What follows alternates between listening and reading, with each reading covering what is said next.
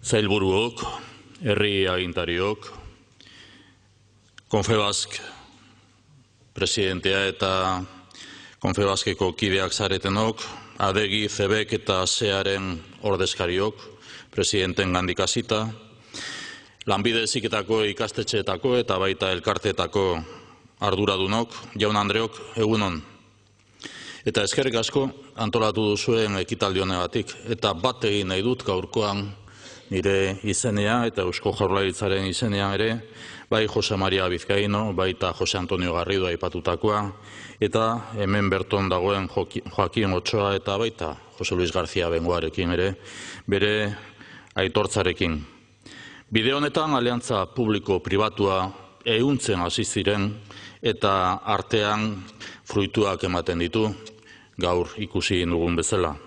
Eskerrik asko ere, 3 lan mailetan ekarpenak egin dituzuen partaide guztioi.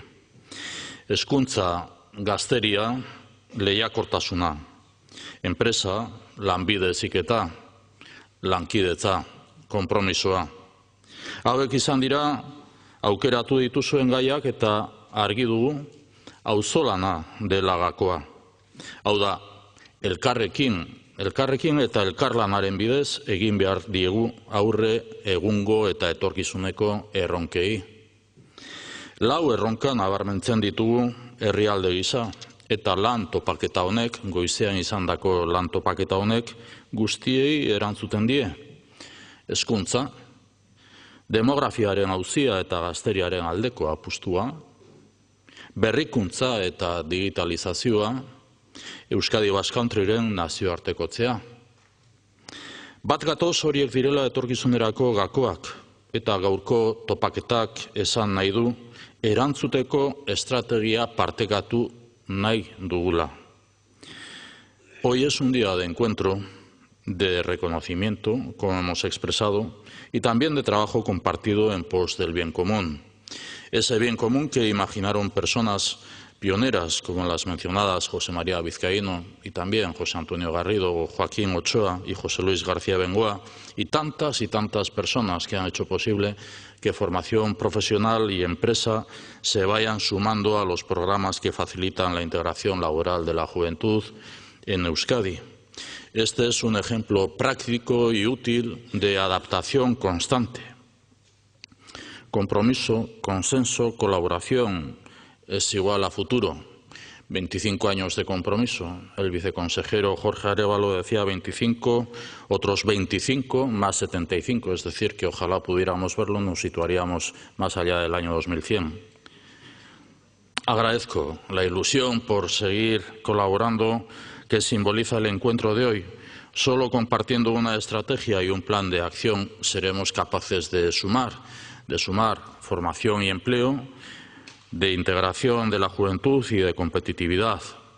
El Gobierno vasco ha adquirido el compromiso de facilitar una primera experiencia laboral a 20.000 jóvenes de cara al año 2020.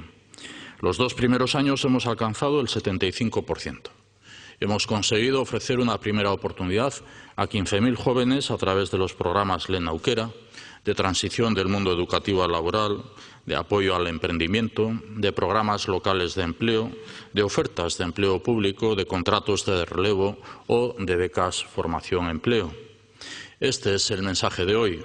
Colaborar para formar a la juventud, colaborar para su integración laboral y colaborar para ganar competitividad en la empresa. Mantener el compromiso empresarial con la juventud y sumar recursos para lograr un objetivo que merece toda nuestra capacidad, impulso e ilusión, avanzar en el empleo juvenil. Eusko Jaurlaritzak konpromiso hartu du, esan dudan bezala, 2020 urteari begira, 20.000 gazteri lehendabiziko lan esperientzia bat errazteko. Lortuko dugu, baina urrutiago ere joan behar gara. Gazteen laneratzea lortu egin behar dugu. Konfiantza eskatzen diot enpresa munduari. Konfiantza.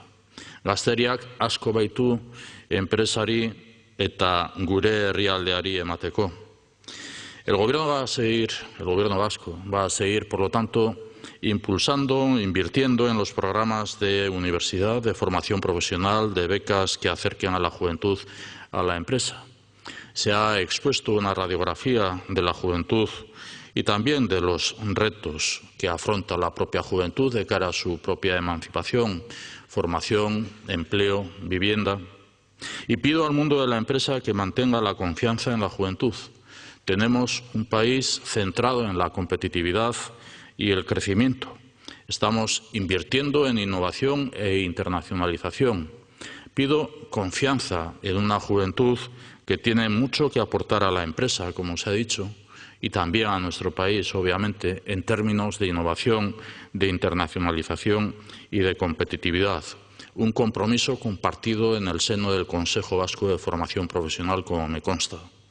Beraz, gaur lanbide heziketak eta enpresak bat egiteko modua jarri duten hainbeste eta hainbeste pertsonaren ibilbidea aitortzen dugu. Bide horretan, ilusio horrekin jarraitu behar dugu. Beraz, gaurko honetan, Confebask osatzen duzuen kide guztiak eta baita lanbide heziketa ordezkatzen duzuen eragile guztiak eskerrik asko zuen parte hartze eta ekarpenengatik. Ondo izan.